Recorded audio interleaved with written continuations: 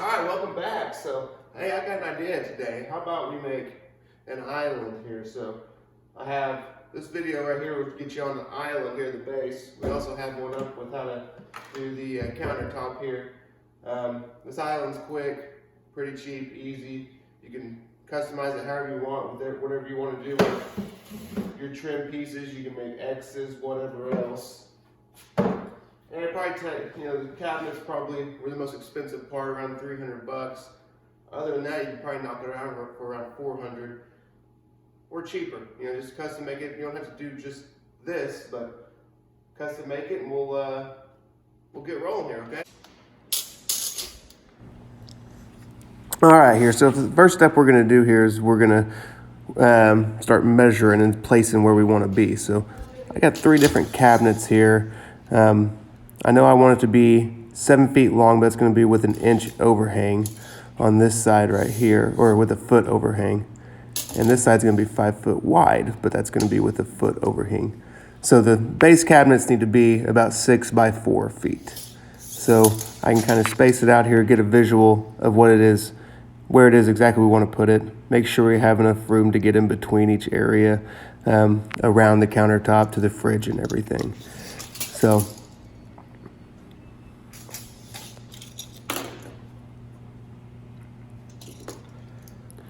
we're going to measure how tall it is, because we're going to have, this is where we're going to frame it out a little bit. So we're going to get some plywood for the back and the sides, and we're going to frame this out.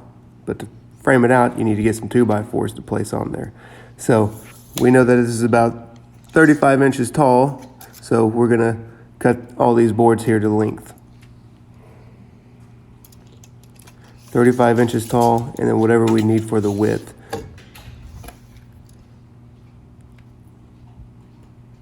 Which, as you can see, is about 28 inches wide, depending on how you screw everything in.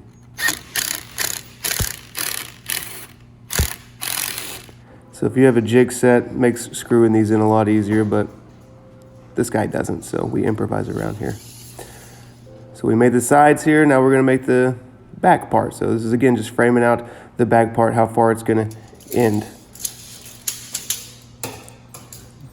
From the end of the cabinets to where it is that we want the end of it to be. Here. Side, one that will let the cabinet screw into, and then one for the back. So we're going to check level on everything. I'm going to screw the frames into each other. So into here, there, on that side. Then we'll shim things up and screw them into the cabinets.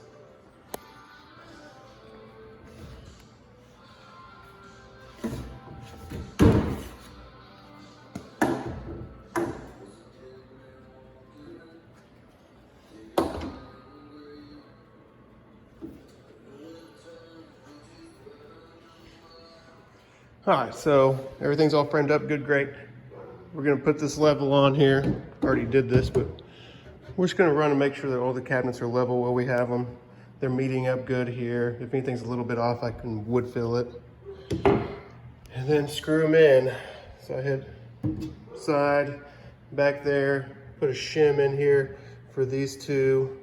I'll end up shimming this too. And then I put shims over here. So now that everything's all locked in secure, it is time to hit the panels on. So we're going to cut, this is 35 1/8. We're going to times 4 foot. So we're going to do 35 1/8 times 4 foot on each side. Then we'll put one in the back here. Just whip out the circular saw or table saw if you have one suited for it. There we go. There's one of the side panels. So now I'm going to get my nail gun and nail them on. All right, nailed it in. So since I'm going to be having, I put the good end down here, the cut end up here.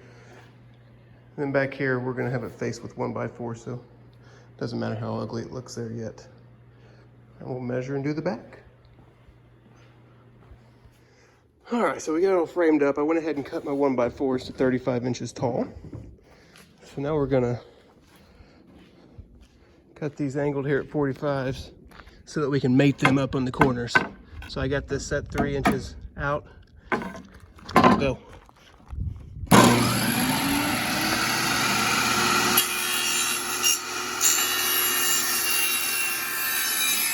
We do that, so this is what we're looking for.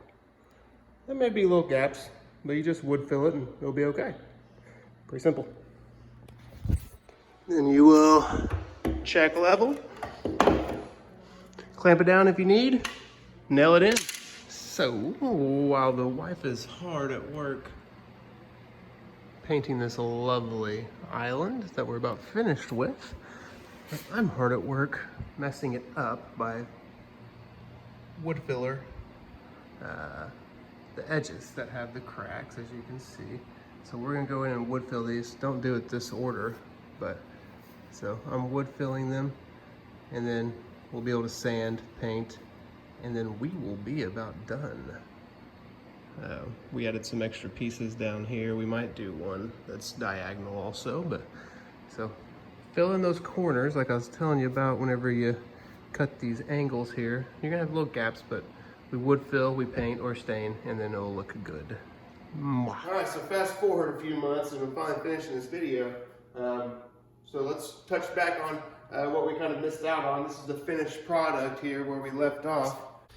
And last time we had it painted navy blue, right? Well, my wife decided she wanted kind of a greenish olive color. So there it is, she's painted. You know, this is where we left off with filling in the ends. So as you can tell, you can't even tell.